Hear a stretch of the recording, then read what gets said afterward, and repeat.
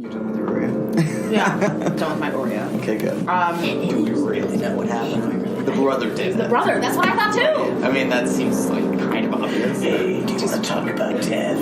Yeah. I mean, Murdery thingy. You're right above the recording button, and I'm like, just start. I already started. Oh. What's up? How's it going? Good. I'm really relaxed, and I'm ready to talk about some mystery murdery things. Are you actually relaxed? In the grand scheme of things, no. Right. But at the moment, I am. You know what, though? After tomorrow, it's going to get more relaxed. Yeah. Because then you'll be done with the college. Oh, my God. I'll be done with school forever. Well, maybe. But, yeah. My mom said the same thing. She was like, oh, no, don't be so short. I'm like, you think I'm going to spend another $100,000 to do this again? Well, that's not really how it would be. But anyway, welcome to Mystery Murder Thingy. I'm Chloe. I'm Mario. And, we both went at the same time. It's because we're the same person. We're the same. Yep. So, yeah, what's up, guys? Doing the late on Wednesday thing again, because, like said, it's, like, still busy, right? Life has been kicking my ass. It's been kicking your ass. I had a great day in therapy. That's good. Did a lot of crying. That's good. And now I'm back. That's also good. Happy finals week. Happy fucking finals week. Yeah, so shout out to anyone out there who's getting close to graduation. So yeah, shout out to all my grads out there. Whether you're graduating from kindergarten or college. We were talking about that earlier. Yeah, I didn't have a Did you have a kindergarten graduation? I do not recall, because that was, like, literally over 25 years ago. Yeah, because you're old. Old as shit. And proud of it. Do you want to go first or second or Haven't third? died yet. Every year. Every year, Still baby. alive. That's right. Since Reagan administration. Today is your record. You beat your record for most days alive. True. Every moment you're alive is a new record for you. Welcome to the very first episode 71 of Mystery Murder Thing. I listened to this. The very first episode. I listened to this podcast called Kind of Funny Games podcast. We should be called Kind of Funny. I know. We're not funny, but we're like. Actually, I mean, they have a network. Maybe we should message them and be like, hey, we're kind of funny. I feel like we should be on your network. Isn't that kind of funny? We don't fit the theme. I think they have pods about different stuff, but it's pods. Cool. It's cool. Nerd. I like to call them pods because I'm so cool. Yeah. It's true. So anyway, should I go first? Sure, Junior. Okay. Excuse me. So I'm going to do some mysteries in space. Was that good? Did that appropriately capture the magnitude of my topic? No, was it stupid? Okay, anyway, I'm doing some astronomy mysteries because I like to listen to the Planetary Society podcast, another podcast I like to listen to that's very nerdy. And I was recently listening to their episode, The Skies of Super Earths and Mini Neptunes. Did we not do a space mystery? I did science mysteries, some of which were in space. This episode, though, is specifically space mystery, astronomy mysteries.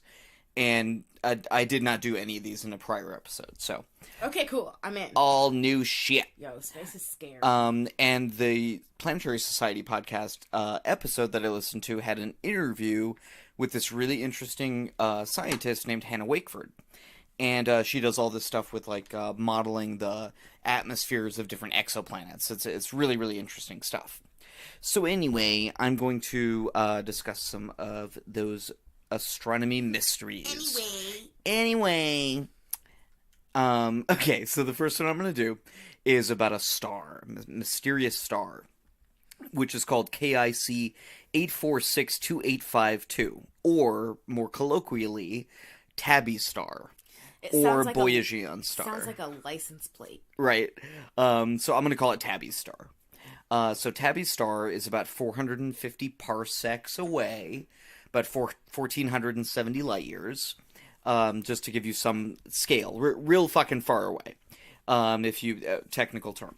So there are these weird sort of cryptic dips in the light given off by this star that have really attracted the interest, the curiosity of a lot of astrophysicists and nerds like me. So these unusual light fluctuations, which include dims that are up to 22% of the light of this star, so a huge percentage. That's like really, really large. So it flashes a lot? It's not so much that it flashes as much as the exact opposite. There are these dips in the light. So it gets brighter and then it gets dimmer. So it's at a certain brightness and then it gets dimmer and then it goes back to that brightness. But it's not getting more bright and then less bright. It's staying the same brightness and then getting less bright and then going back to the same brightness. Oh, that's weird. Which would imply that there's something in front of it, right? That's obscuring our view of what's there, which is not in and of itself unusual at all. This is called the transit method of detection. So this is how we see exoplanets, and I'll talk about that a little bit more in another one. So anyway, though, what's weird about this one is the way that it dims. It's the fact that it's very irregular. So it's not like, it's not like it's a planet going around the star, right? We know that. And because it's so large, like this 22%. That it gets up to is also kind of weird. So this is completely different than what we expect to see with an exoplanet. So is that why it's like caught people's attentions? Yeah, this is kind of like the whole mystery.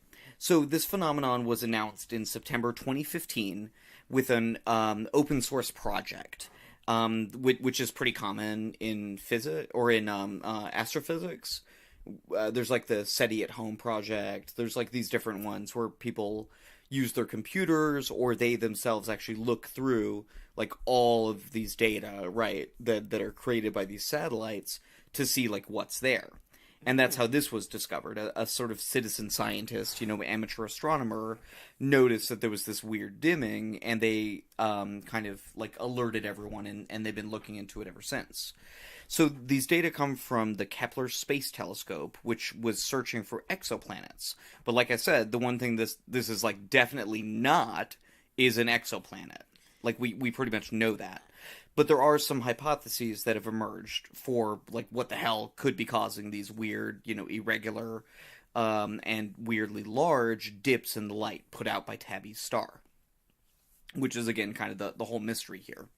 So one thought is that this could be a massive, uneven ring of dust. You can sort of, picture this just like huge, immense amount of dust that's just like floating around this star. Dust of what? Just dust, particles, material, mass, things. There's a lot of stuff in the universe. Some of it is distributed as interstellar gas or as dust. It depends on the size of the particles, essentially, what you designate it as. Oh, right? okay. If these particles conglomerate to such an extent, then they become an asteroid or a planet, right? Oh, or a star. Okay. But if they're more diffuse and dispersed, then they exist as a more diffuse sort of mass of mass. Did that sound? Was that coherent? Is that a scientific way of talking? Thank you very much. I had kind of a complicated. I didn't think my question would be so complicated. That's okay. I was like, is it like rock or what is it? It's like shit, So there are other solar scientists that think that there isn't anything like around the sun or that this star, Tabby's star, like blocking its light at all. Rather, they think that there could be some kind of internal process in the star where it's like transporting heat and therefore like light, like because I guess the intensity of the light would change based on the heat, up and down, kind of creating these large scale dips. So you can think of this kind of like, like a lava lamp. If there were like this lava lamp process going on within the Tabby star, it might be dimming, but it's not because anything's going around it. It's just because like the light's dimming. Can they not? They can't really tell based on the data that we have right now, but there is a some more possibilities, and one that's really like intriguing. So the next one I'm going to talk about, though, which is kind of less likely, is that there are a sort of huge multitude of cold comet fragments in a highly eccentric orbit, which means that it's not like circular, it's like more oblong. That's like what eccentric means in this context. So sometimes more of them are blocking Tabby's star, from our perspective. Another contrary view holds that there are a large number of small bodies in a tight formation around Tabby's star. So this is, from our perspective, we can't tell, is this like a lot of stuff further away or less stuff closer in? We can just tell like something is doing this, right? The most intriguing possibility, though, is that this is evidence of this thing called a Dyson swarm. Now, you may have heard of a Dyson vacuum sphere. Oh. You may also have heard of a Dyson vacuum. This is a different Dyson. Jesus. This is Dyson, the engineer and scientist and futurist who came up with all these kind of ideas, right, about alien civilizations, one of them being the Dyson swarm. So this is a kind of alien superstructure. Ooh. And what it essentially would consist of is an innumerable number of energy collectors, sort of photoreceptors, right, that are essentially utilizing the power of Tabby's star for some alien civilization. Oh, what? Yeah. So it's like some like weird generator? Yeah, exactly. Or I guess that's his hypothesis. Or... Right. Well, that's like a hypothesis. So some scientists say that this seems pretty implausible. I like that one the best. Well, of course. But, in theory, it could be proven or disproven with more and better data. So we might see. We might really be able to... And the data so far have not pointed to a Dyson swarm being the most likely outcome. Or answer, right? But we also don't know. I mean, there's also not enough data to rule it out. So we really don't know. And I say, as I always do, embrace the mystery, right? Mm-hmm. And there are many scientists, amateur astronomers, who have been continuously, essentially, looking at Tabby's star since October of 2015 for more instances of dipping and to get a better idea of, like, what the hell's going on here. But, again, this might be evidence of an intelligent civilization. So that's pretty cool. Okay, so next up is we're going to scale down, okay, from Tabby's star to an exoplanet named Gliese 1214b, or GJ 1214b, or Ocean Planet. Ooh, and I'll talk about why. Ocean Planet. Yeah, so I'll call him GJ. So GJ is an exoplanet about 48 light years from Earth, so much, much, much, much, much closer. Orders of magnitude closer than Tabby's star to us. And it was discovered in December of 2009, and it's the most probable, quote-unquote, water world that's been discovered thus far in the, many, many exoplanets that have been discovered so far. So by water world, I mean that GJ could be covered by a literal global ocean. What? So you know how on Earth, like, the oceans are, or really there's one ocean technically, is like 75% of, like, the surface of the Earth? So in this one it's 100? Not only would it be 100, this is also a much bigger planet. It's a what people call a super Earth. What's in there? So it's like 5 to 10 times the radius of Earth, and it's somewhere, you can think of it as somewhere in between a Mars or Venus-sized planet, right? And the bigger ones like Neptune or Saturn. So it's in this kind of like middle ground between these. And it's also in a particularly advantageous position vis-a-vis the Earth because it passes in front of its parent star in such a way that we can measure not only its radius through the transit method that I discussed earlier, but also we can see its atmosphere, which is pretty crazy that astronomers can actually do this. They can not only detect that the light, is being dipped in such a way that it is an exoplanet, but they can actually detect the light that's coming in the tiny little portion between sort of the outer edge of the exoplanet and the star, so that they can see the light that's being absorbed by the exoplanet's atmosphere, and therefore tell us what that atmosphere is probably made of. What is the difference between a planet and an exoplanet? A planet is within our solar system, an exoplanet is in a different solar system. Understood. Or a rogue planet, like between solar systems. And I'll talk about that in a little bit too, actually. So, anyway, to get back to GJ here, our good friend Gleazy. So, thank you very much. So GJ first became known to us, to humanity, as a small dip in the parent star, a twinkle.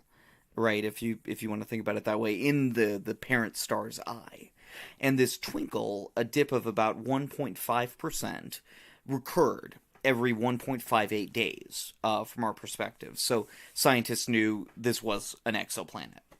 And they were also able to detect GJ by probing it using the Doppler effect.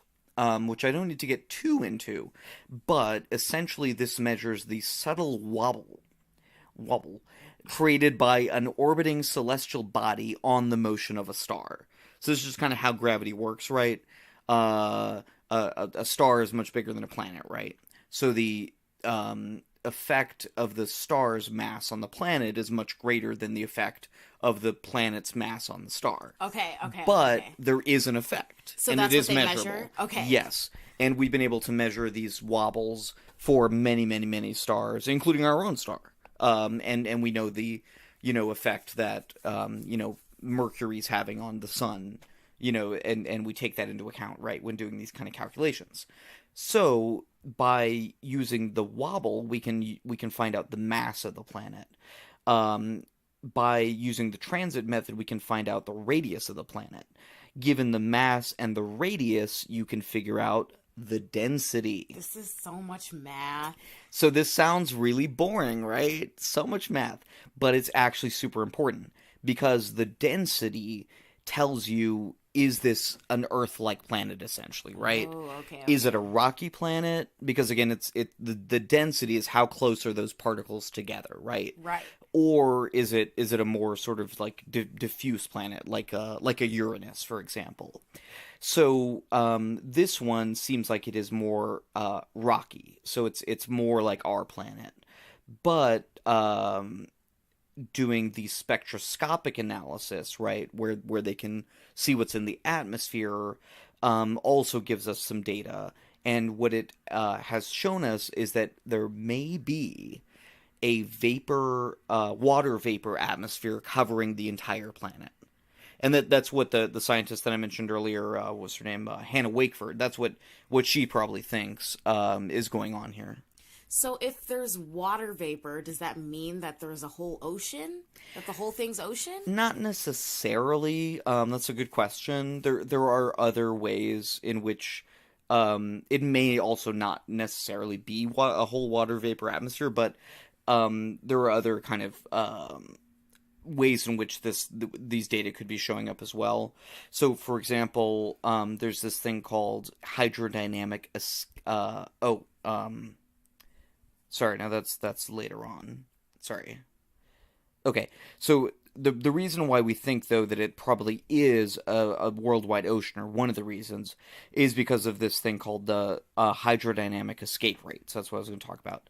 So this is essentially how quickly the atmosphere would dissipate, and we would expect, if it weren't being replenished, that the atmosphere would have gone away by now. So there's got to be something. There's some kind of active. The key. Okay, exactly. Okay. There's like something going on here where the atmosphere is not going away, where it's being like replenished somehow. So it also seems to be creating a kind of atmospheric envelope that could potentially support a global ocean. So we know that it's like at least a theoretical possibility, and some of the data are pointing toward it being a pretty good possibility. And there are some other possibilities though, like this thing called hydrogen outgassing, or it could be a sort of mini Neptune, where it is kind of rocky, but it's also very gaseous. It's like a sort of hybrid between them. Again, we don't like really know, but it could be this kind of like water world where the whole planet is covered in an ocean. And this would be a kind of, if you want to think about it this way, a hot Europa, right? So the water would be hot? Some of it would be. And we'll talk about that too in just a second. So Europa, just as a sidebar, is one of the best candidates for extraterrestrial life within our solar system, of course, because we think there may be a sort of global ocean between a rocky, or not a rocky, but an icy layer on top, right? Excuse me. In this planet, though, there would be no icy layer on top, probably. It would just be water, but there might be as well. And what there also would be, because of the immense pressures of this kind of global ocean, there would be these weird states of water, phases of water. And this is kind of where we talk about some of these things, including these high pressure ices, hot ices. And these actually were just recently experimentally proven on Earth, where you can you can create ice by freezing water, of course. We all know that, right? That's normal ice. There are a lot of different kinds of ice as well, other than just normal ice that you like get from your freezer. I feel like we talked about this because at one point you were like, you kept saying water ice, and I was like, well, what other ice is there? And you're like, well, there is. There are a lot of different types of water ice, and one of those is this kind of like high pressure ice. So you can get ice other than cooling also by applying high amounts of pressure. And by doing so, not only do you create ice, solid water, it's at like thousands of degrees because it's under such high pressures, and high pressures equal high temperatures, essentially. Or not really, right, but that's how you can sort of think about it.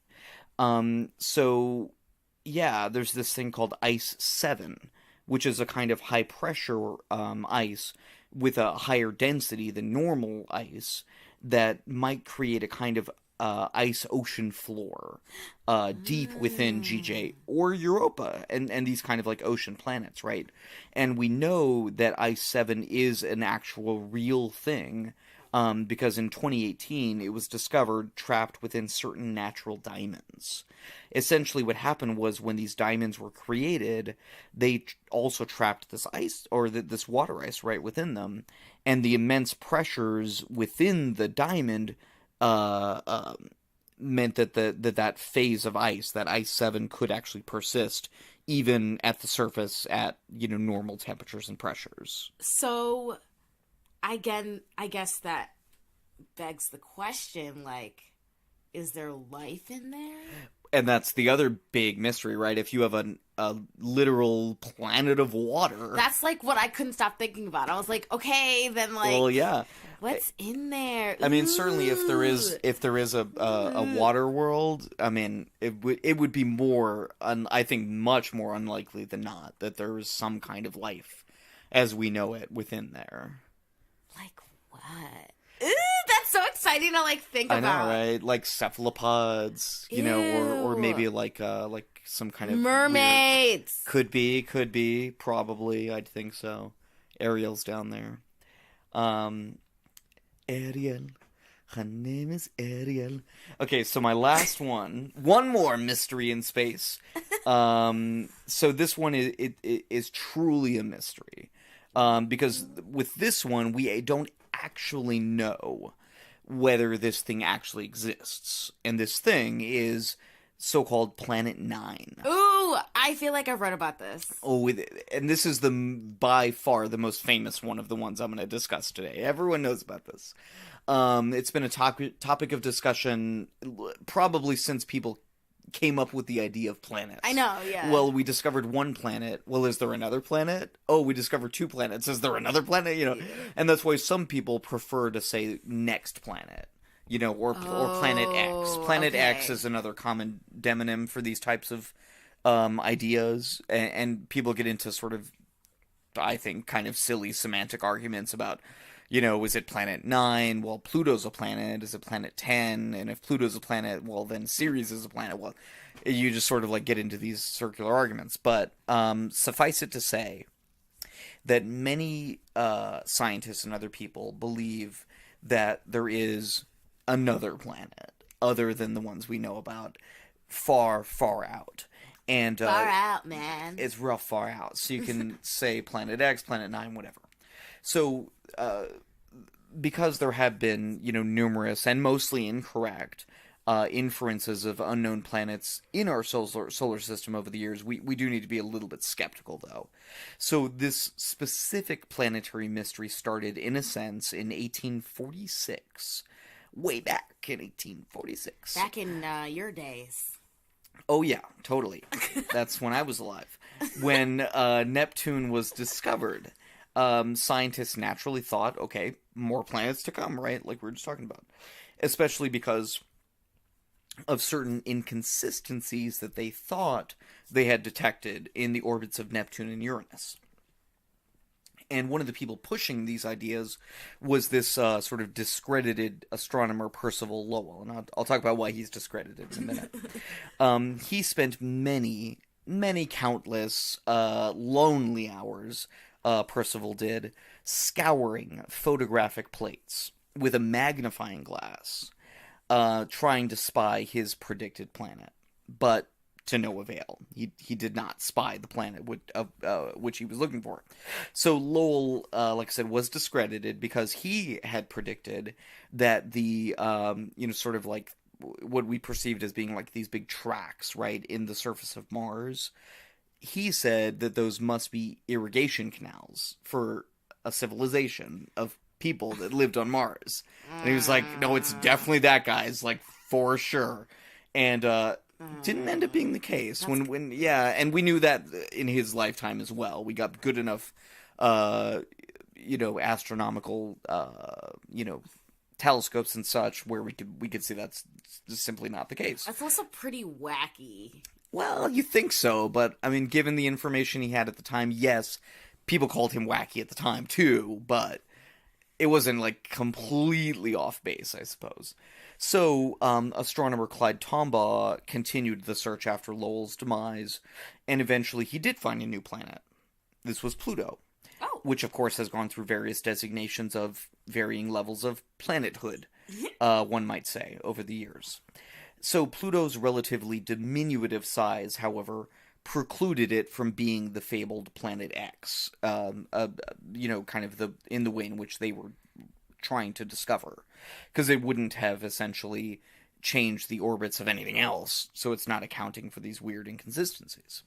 So, however, recalculations made after the Voyager 2 mission flyby of, you know, Neptune and Uranus and the outer planets in 1989 also resolved some of the perceived inconsistencies in Neptune and Uranus's orbits, so it sort of obviated the need for the kind of Planet X that Lowell was looking for. But this is not the end of the mystery, because there is another mystery of orbits that emerged much, much later. So there's this weird sort of quote-unquote clumping of orbits, of these different, what they call extra trans-Neptunian objects, I believe. These, you know, whatever comets or whatever that are out there past Neptune. Way, way far out. That's a big word for... Yes, it's designated ETNOs. That's how it's usually written out. I like that better. Exactly. So there, in these ETNOs, there's these weird clumpings of their orbits, and this, you know, you can think of it as sort of like a flashing red sign to astronomers, right? If you're in the know, if you know about these things, in the know, right? If you have the requisite gnosis, then you look at these data and you say, like, there's something there. So we're missing something. This shouldn't be happening. Yes, this technically could be coincidence, but it'd be really, really, really unlikely for all these things to just happen to be moving in this certain way that seems to be pointing to something out there that's making them move in this certain way. So this sense was also reinforced in 2004 when scientists studied the orbit of this sort of minor planet called Sedna, which indicated it had been changed by a large object other than the 8 known major planets that we kind of know of. So this could be, because of the kind of planet that we're talking about, or it could be because of a star having passed relatively close to our star in the distant past, or something of that nature. That's actually what I was thinking of. Like, how do they know it's not some other type of star that's making the orbit? They don't. Right. There's no way of knowing at this point. I mean, maybe there is. I don't really know. I'm not a fucking scientist, but I don't think there is. So, yeah, this was, though, further reinforced by the discovery in 2014 of other ETNOs. I believe they're also ETNOs with similar sort of weird orbits. So this would seem to indicate that there is one or maybe even 2 planets out there orbiting at some people think maybe in the nature of 200 to 300 AUs, astronomical units. 1 astronomical unit equals the orbit of Earth. So this is essentially multiples of the orbit of Earth from the sun. So it's powerful? It's really, really far out there. So 200 times as far out as Earth, or maybe even 300, or maybe even way, way further out, as we'll kind of get into here in a second. So a detailed explanation of this theory using 6 objects' orbits as a kind of like test was published in 2016 by these 2 scientists from the California Institute of Technology named Badigan and Brown. So they propose that there is a one planet, Planet 9, orbiting actually even further out at 400 to 800 AUs. So 400 to 800 times as far from the sun as we are. Wow. This would, just for context, be 13 to 26 times further out than Neptune. Wow. So they think that it has a sort of like tilt of about 15 to 25 degrees from what's called the ecliptic, which is the plane on which, all of the planets orbit, essentially, which is one of the reasons why it's been hard to find, because we're only looking within a certain range from where all the other planets are. Maybe it's further up or down than that. Is there well, I don't know if this has to do with anything, but is there a certain range where, like, we would look at it and be like, oh, that's not in our solar system anymore? Like, what marks the edge of the solar system? That's a good question. That's a bit off topic. The edge of the solar system is defined, I think, usually by what is it called? It's essentially the magnetic pull of the sun, right? You know how the Earth has a magnetic field around it. The sun also has one, but it's like much, much bigger, obviously. And we've been able to see with the Voyager spacecraft, actually, that there's a reorientation of the extrasolar wind, right?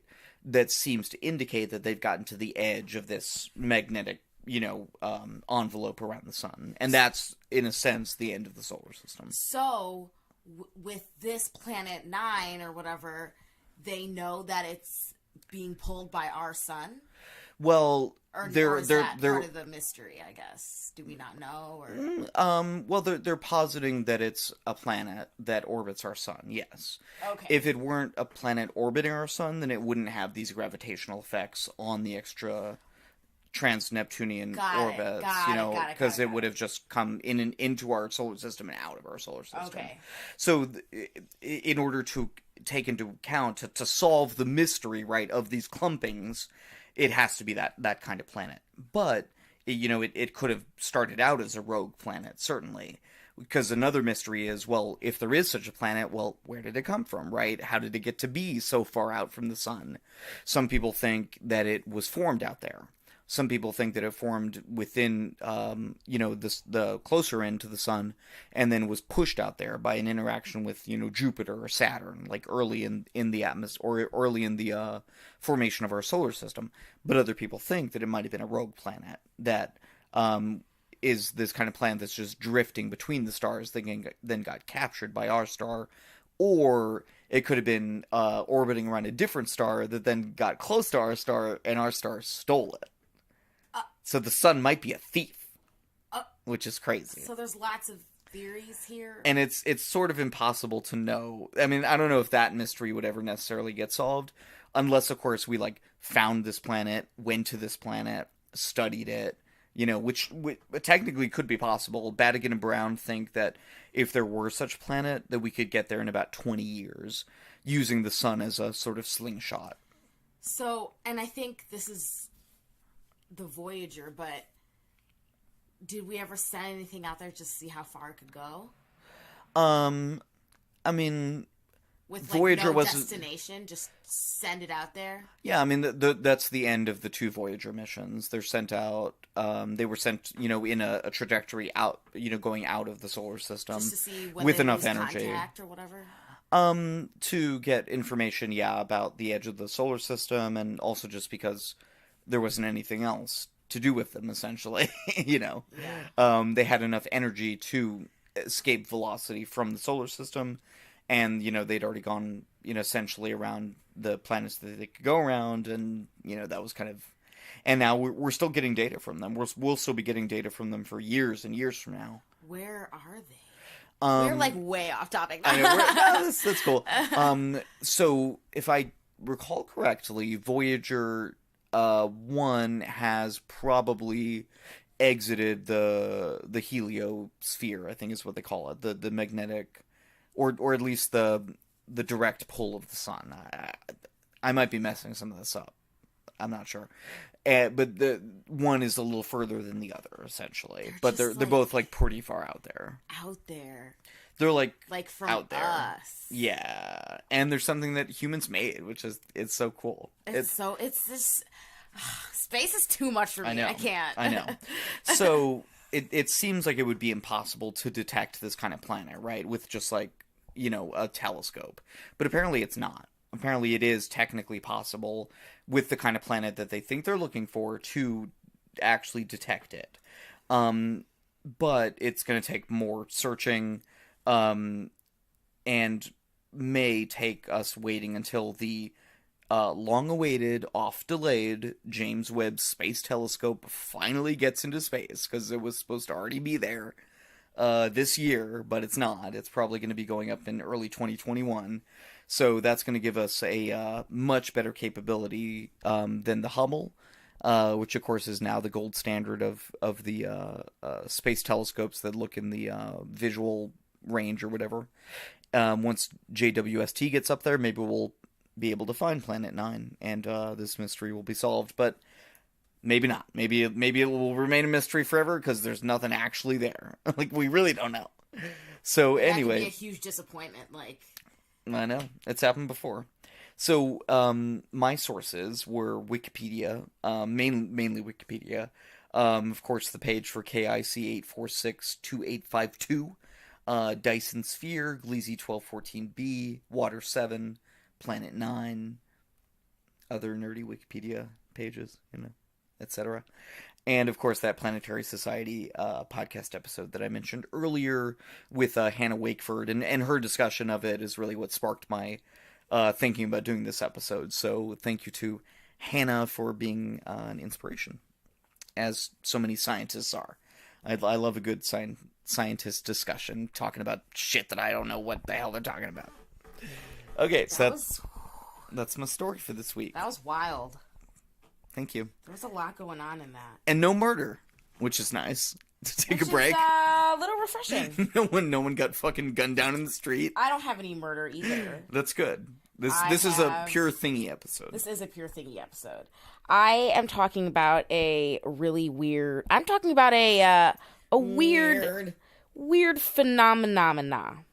And I wasn't going to do it, but I kept, like, it was, like, kind of in the category of something I wanted to do. Mm-hmm. And it kept showing up, and then, like, I suggested it. You suggested it, and then it was trending on Reddit, and I was like, okay, maybe I'll just do it. The universe is telling you. It's because I'm, like, very skeptical. I'm kind of skeptical of this kind of shit. Yeah. So I was like, I don't want to do something that I don't really, like, believe in, but then I, like, found that there's a lot more to it, and it is pretty weird. So, weird. I'm going to talk about the devil's footprints. Dun, dun, dun. So, basically, these weird footprints were found. Dum, dum. Sorry. And it was terrible. Stop interrupting me. And, so, okay, let us begin. February 1855. The residents of, Devon, England, which is a county, and then within this county, there's many cities. I feel like England is very confusing sometimes in its geography and the way things are, but whatever. So Devon, England woke up to freshly fallen snow. So this was actually, so the winter of 1855 was the third coldest winter to ever be recorded in Britain. The Little Ice Age, right? Right. Yeah. So really severe conditions, heavy snowfall.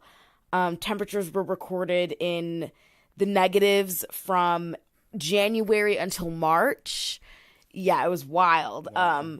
The ground was frozen up to a foot deep, and the city of Exeter on the River Exe, the river was so frozen that hundreds of people were able to skate on it at one time.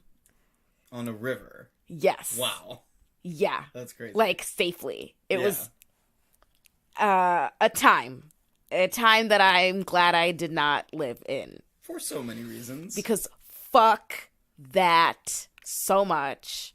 Wow, I hate winter. Right. And I'm glad it's over. We're trying to move out of the Midwest, as you can, we're trying to get out of here. Yeah. So, the morning of February 9th, word started to spread that there was, an odd trail of prints in the snow, and they're, like, everywhere. And they're sparking, lots of talk, because no one knows what they are. They went on for, from about 60 to 100 miles. And it's weird because, like, they don't seem to have, like, a beginning or an end. They're just there. They're hooved, described to be hooved, and they're in single file. Like I said, they were everywhere. They traveled across roofs, and they were, like, over high walls. And they were sometimes reported to have stopped, like, right in front of people's front doors and then, like, turned back on themselves. Like, something stopped and was, like, maybe, like, looking through windows and shit, like, didn't find anything. Yeah. Individual prints measured 4 inches long, 3 inches across, and they're between 8 and 16 inches apart. So, obviously people were pretty spooked, right? And this happened in, like, a super rural area where, most people would be able to look at prints in the snow and be like, oh, I know what that is. That's this animal, or that is. It's, like, easily identifiable to most people. But no one knew what these were.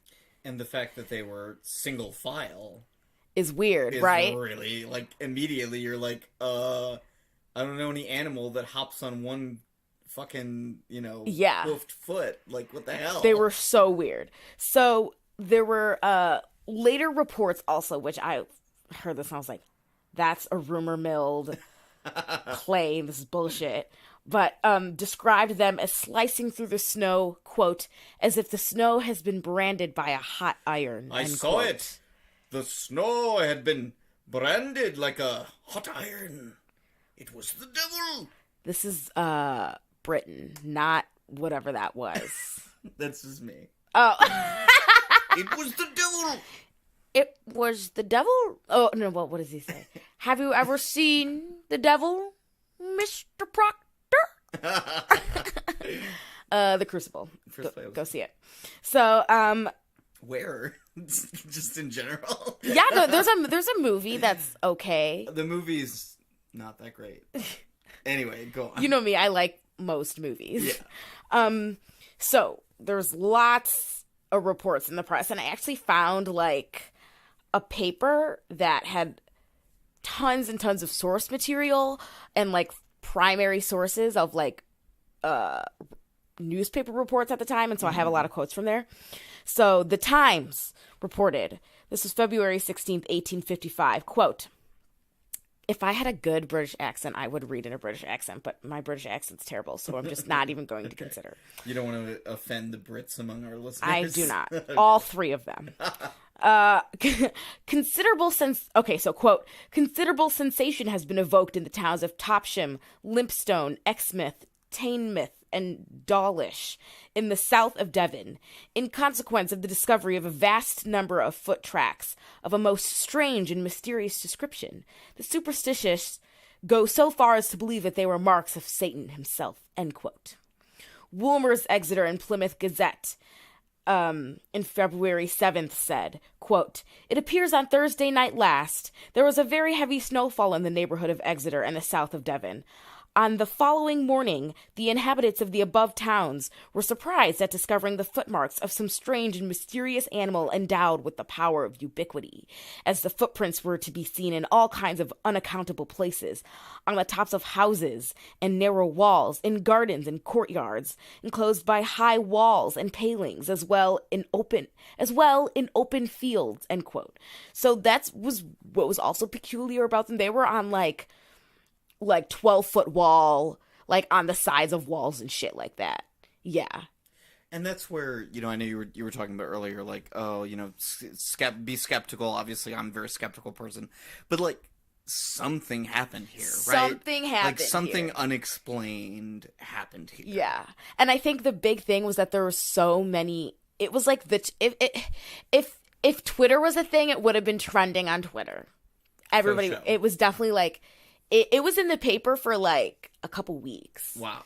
Yeah, and I got a lot of really great letter to the editor stuff like, "All of you are morons. Of course it's not the devil." And some people were like, "The devil walks among us." Like it was.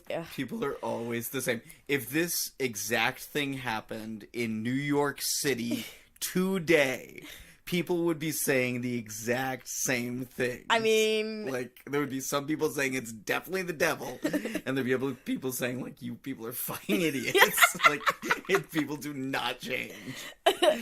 So, as word spread, people started to freak out, they started to panic, so a group of people, like a group of tradesmen, they got clubs and they got some guns, and they were like, let's follow the tracks. So they began... Kill the beast! Kill the beast! So they began in the churchyard. All right, they walked east of the village for about 1.5 miles, and they went north for about 0.5 mile to Dawlish Water, and then they doubled back about 180 degrees to follow the path south for several miles to the village of Oaklands, and that's where the tracks continued. But so after this 5-mile trek, the trail still had no clear material evidence of what or how these tracks were created or where the hell they came from.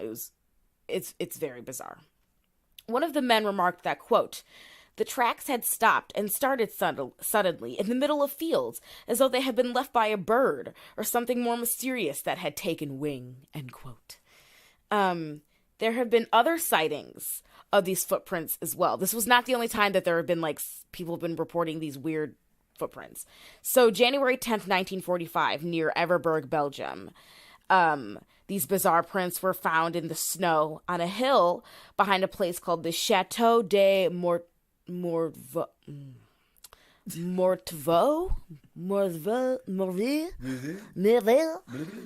something French. They were 2.5 inches long. Oui, baguette, Eiffel Tower. That's as good as it gets.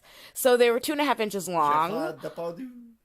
They were 2.5 inches long 1.5 inches wide, 9 inches apart, also a single file line. They went on for several miles over everything, across hillsides, streams, through forests, and they went over these really deep snowdrifts, but they didn't sink in.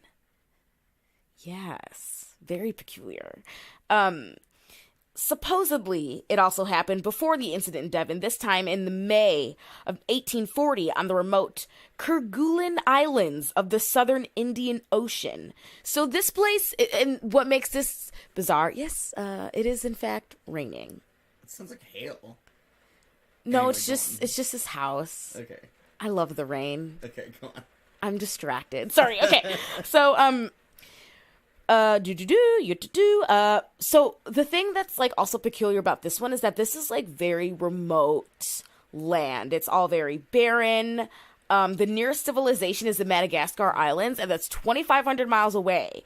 So there's no trees. It's frozen. It's surrounded by rough waters. It's one of the most isolated places on Earth. The only land animals there at the time were seals and birds and insects. So an explorer named Captain Sir James Ross went out there to study plant life, and him and his crew, escapade, squad found these prints, and there was still really no satisfying explanation as to what they are. And most recently, it happened again in 2009. So in March of 2009, a woman in the Wolsey, North Devon, reported strange hoof-like marks in the snow. Quote, nearly 100, this is from the Telegraph, a quote from the Telegraph. Quote, nearly 154 years to the day, Mrs. Wade, a retired local government officer, awoke and looked out of her bedroom window to see the eerie footprints stretching across her garden.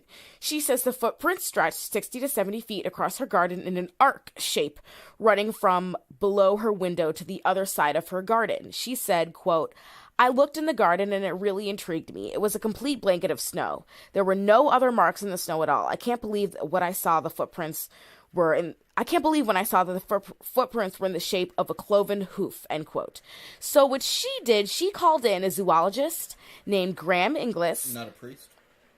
Right. I mean, some people, no judgment. It's kind of freaky.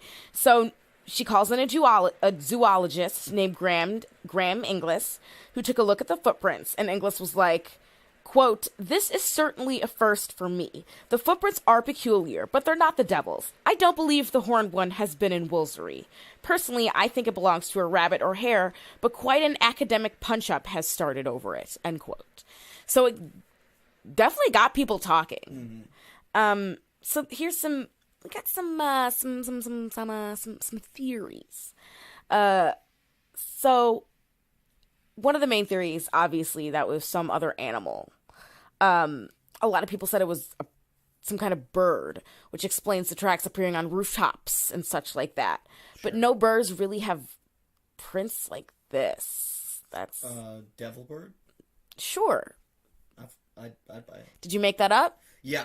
I just made that up. Yeah. Kangaroo. So this kind of, I know your face is really funny, but let me explain. Is this Devon, Australia? What's going on? So a theory that was circulated, this was circulated by a reverend, and so the idea was that like the kangaroo escaped from like some menagerie or someplace. I have a quote from him, but basically he like said it to calm people down. And like kind of okay, so he explains it. So here's a quote from Reverend G.M. Musgrave. Quote, and though, without incurring the charge of the slightest approach to irreverence, I found a very apt opportunity to mention the name of a kangaroo, in allusion to the report then current. I certainly did not pin my faith to that version of the mystery, nor call upon others to receive it ex cathedra. But the state of the public mind of the villagers, dreading to stir out after sunset, under the conviction that this was the devil's walk and none other, rendered it very desirable that a turn should be given to such a degrading and vitiated notion. And I was thankful that a kangaroo was, quote, in the wind. Mine was a word in due season and did good. I have addressed communications to the British Museum, to the Zoological Society, to the keepers of birds and beasts in the Regent's Park Menagerie. And the universal reply is they are utterly unable to form any conjecture on the subject. However correctly the impressions had been copied. So during that time, there were zoologists who were like, I don't know, man. I don't know what this is. Among the animals suspected overall of creating these prints at the time of the event were hares, toads, otters, badgers, rats, donkeys, ponies, and even monkeys. Here's a letter from the editor from the Illustrated London News talking about otters. Quote, as much interest has been excited by these extraordinary foot tracks, I beg to offer you a few remarks and explanation of what I have observed in this neighborhood, Topsham. Myself and another medical friend bestowed considerable time in endeavoring to discover the peculiarities of this most singular impression. The outline, certainly, in all cases resembles that of a hoof, which has given rise to the idea of its supernatural origin among the ignorant. But, on more minute examination of the tracks, we could distinctly see the impressions of the toes and pad of the foot of an animal, a rough draft of which I showed to a friend of mine in Exeter, and, without any comment on my part, he recognized it as that of the otter, being well acquainted with that animal and its habits. I am not acquainted with the otter myself, but of this I am fully convinced that the animal, be it what it may, is of low stature, from the tracks having shown it to have passed uninterruptedly under the branches of shrubs, etc., not more than 8 or 9 inches from the ground, and in a neighboring village it went through 6-inch pipe drain. It must be borne in mind that most rivers have been frozen over for some weeks, and therefore the otters have thus been prevented from obtaining their usual food, namely fish, and when such is the case, they ramble many miles in search of other food. The otter is not a rare animal in this neighborhood, and frequents the streams near Exmouth, Lympstone, Woodbury, Budley, Topsham, Clyst, the River Exe, in all which parishes tracks have been seen, as well as Dawlish, Torquay, Totnes, Totnes, etc. End quote. So, I don't know. I feel like, I don't know if that's the explanation, but I feel like a good explanation is because of this really tough winter. It might have been an animal in the area that no one's ever really seen before. But still, because it's looking for food in a different place, but still the single file, that's weird. Yeah, and maybe that it appears to be single file, but it's not. Yeah, thing, atmospheric conditions, something with the snow. Yeah. I mean, that's what I was thinking about too. When I was doing the Snowman episode, and they talked about the tracks. They talked about how these tracks that look like Yeti footprints, right, are just regular footprints that have been melted. Right. And that's why they seem so big. Yeah, so they talked about that here too, like that. But just the shape is also, people looked at it and was like, that's definitely not human. Right. Right. Another explanation is that it was a balloon. So, hear me out. Author Geoffrey Household suggested that, quote, an experimental balloon, end quote, released by mistake from the Devonport dockyard had left these tracks. So he said that it had somehow broken free and had flown out across town on that night, and that apparently it had 2 shackles on the end of its mooring ropes, and that trailed behind. And his source was a local man named Major Carter, whose grandfather had worked at the dockyard at the time. So Carter claimed that the incident had been covered up because the balloon also wrecked a number of conservatories, greenhouses, and windows before finally coming back down. So they were like, let's not talk about it. Best not to bring it up. So while this could explain the shape of the prints, people and other skeptics, they're like, well, I don't think it could have traveled such a random zigzag without the the trailing ropes and stuff like that becoming caught in a tree or like some other obstruction. That's kind of their argument against that. But yeah, those are the theories. That's what I've got on the devil's footprints. It's definitely more involved than I thought it was. Like, there's more substantiation of something having happened, right, than I actually thought there would be. Yeah, me too. That's why I was surprised when maybe don't judge a mystery by its by its headline on Mental Floss. I know, by its like 4-sentence summary that I find various places. Right. Okay, so my sources are Mental Floss. I only said that because I saw you reading the article by Stacey Conrad. It's like Conrad with a T at the end. MysteriousHuniverse.org. An article from the Telegraph. I couldn't find the author though. The Dark Histories podcast. They had a good write up. And like I said, the paper by Mike Dash. It had newspaper articles and like a ton of primary sources. It was called, quote, "The Devil's Hoofmark Source Material on the Great Devon Mystery of 1855." And also Wikipedia. Wikipedia was more of a starting point. Is that like for point. Wicca people? No. That like took me a second. I was like, what? So dumb. It's terrible. Are you ready for some weird terrible joke. Shit in the news? I'm always ready for weird shit in the news. Weird shit in the news. Mine's really, really quick, and I know you have two. Okay, go.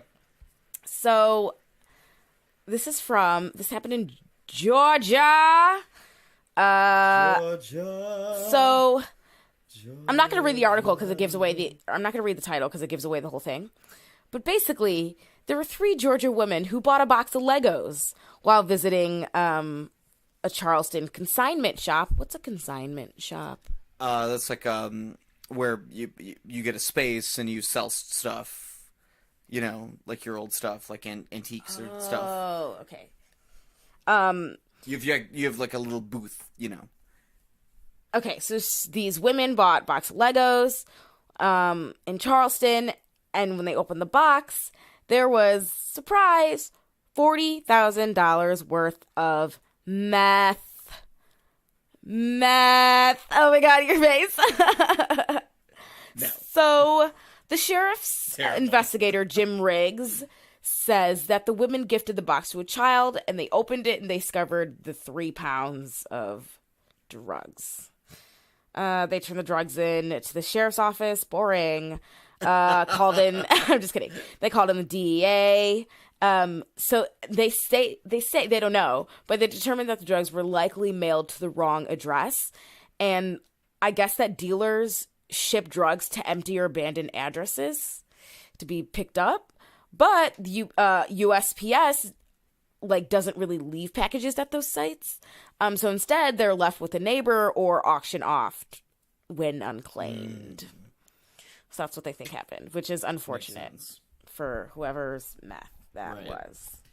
I lost my meth, man. Can't find that meth. So I'm doing a Washington Post article by Marisa Lati, which is entitled, "It Began with a Traffic Violation and Ended with a Woman Pulling a Gator from Her Yoga Pants." So there were some, people hanging out in Florida and picking up some wildlife, as you do, I guess. As you do. Don't do that, just by the way. I wouldn't suggest it. And they were sort of swerving a bit. They ran a stop sign, so they got pulled over by the cops. And the cops noticed some wildlife in their car and were like, "Hey, what the hell's that about? Like, you need to show us what you got so we make sure it's not illegal, because you can't have, like, a poisonous snake, right? It's not legal to possess that in Florida." Things like that. So, as they were going through, the officer said that eventually they asked the standard, "Do you have anything else?" And this woman did, in fact, have something else, and that something else was, in fact, a tiny baby alligator that she pulled out from her yoga pants. Oh my god! This and woman is nuts. What kind of asshole does that? I know. That poor thing. Yeah, it's not very nice to the animals involved, which is another reason not to do this kind of thing. So they ended up getting cited, and hopefully won't ever do it again. I doubt it. My other one is a bit more lighthearted. It's from CNN Travel by article by Rob Picheta, and it's a French man arrives in Caribbean after crossing Atlantic in giant barrel. Yes. Yay! We had a nice conversation about this one. Yeah, so this one's kind of nice. It's this older gentleman who literally drifted, no power, across the ocean from the coast of Africa, and he ended up in the Caribbean islands. And at 2,930 miles, God. several months at sea. He had not stepped on dry land this year. And it's like a little houseboat, essentially, like we were talking about. It's got a little hot plate, and he would catch his fish and grill them up and drift, and that was his fucking life for several months. He called it an adventure, didn't he? Yeah, it was his adventure. That's and so interesting. Of course, he was sponsored. There was a GPS tracker. People could go online and see where is the fucking floating geriatric out in the middle of the ocean. The floating geriatric! And amazing. But good for this guy. I mean, it's kind of a cool thing. And he, as part of this, did a kind of science experiment for this other group where he put down like little buoys, to measure ocean currents. So it was his adventure, helping out scientists, and just having a good time. Having a good old time. By yourself in a giant barrel for months. It was like 10 feet by 7 feet or something. It was like not that big, actually. It's pretty wild. And that's what we got. So thank you guys for listening. Thank you for being patient with us. Thank you. Seriously, guys, this has been a really, really busy few weeks. Chloe finishing up college. We're both involved in shows. So thanks for your being patient. But we are going to get this one in technically on Wednesday.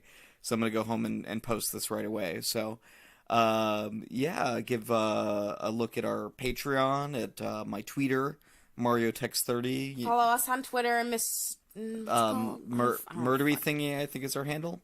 Yes. Instagram. Mystery Murdery Thingy on Instagram, Facebook too. Do all the things. If you're in the Blono area, give us a. You can come down to the Community Players Theater and see me in A Few Good Men. Here for one more weekend. Come to. That's not what I was gonna say. I don't remember. I forgot what I was gonna say. I forgot. Okay, bye. Okay, bye. Okay, now I have to.